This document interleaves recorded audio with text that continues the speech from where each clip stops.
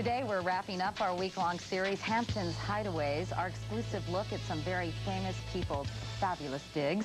Our tour guide all week long has been our entertainment reporter, Jill Rappaport, who managed to finagle herself into various situations. Hi, Jill. Is that your way of saying sucking up? Basically. Yeah, right. Okay, well, today, Billy Joel is our host, and he took me to his home away from home, and it's the best waterfront property in the Hamptons.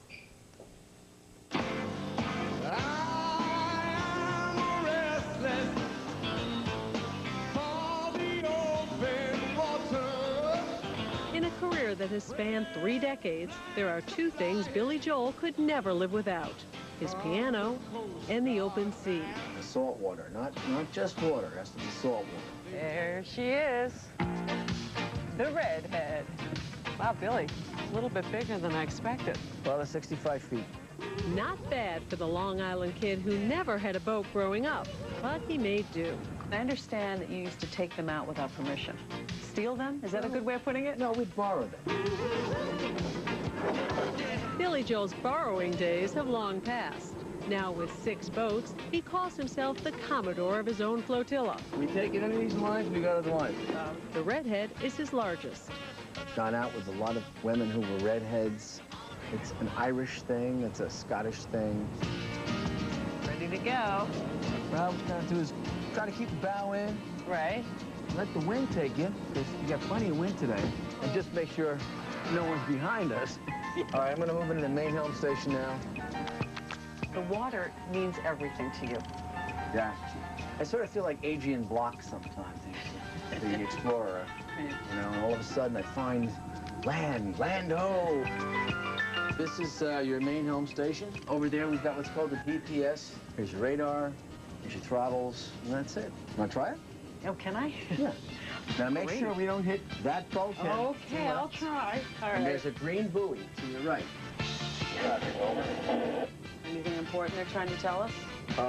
We're probably running somebody over. That wouldn't worry about it.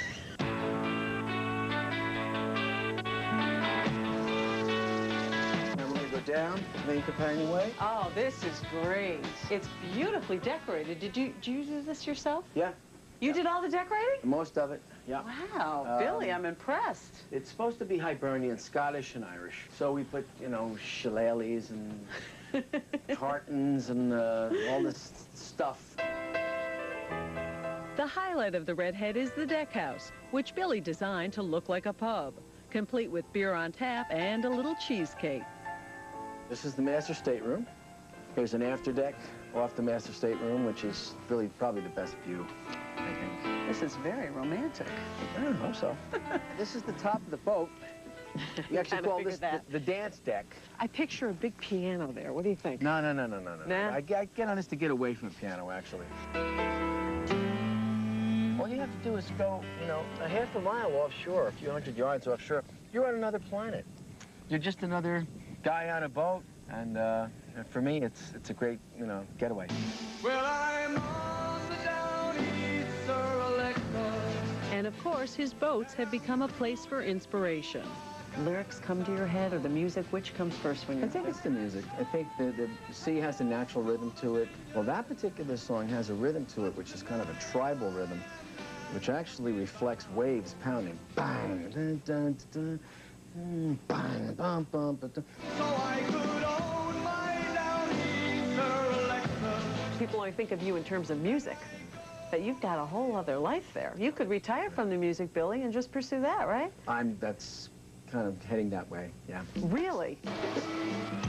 Billy's second career started 8 years ago with a design he first sketched on a cocktail napkin. I had a simple idea, and that was, why can't you have a boat that goes fast that doesn't look like it was computer designed? His idea became a reality with the Shelter Island Runabout, a 38-foot speedboat. It started out just, I was going to build one boat. And then people started calling up and saying, where did I get a boat like that? Where do you get one of them things? So we went into business. The Runabout is handcrafted. Costs over $400,000. How much faster than this? A lot faster. And Billy has already sold 30 of them. How fast is he going now? No, we're only going about 20 knots.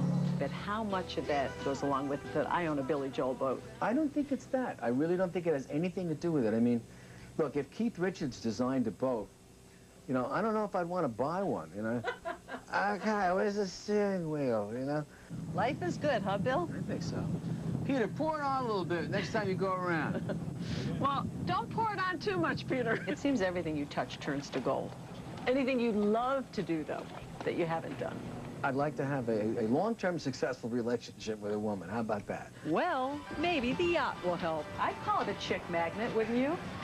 All right, hope so. There you go. Go ahead, nail it. Let her rip, Peter.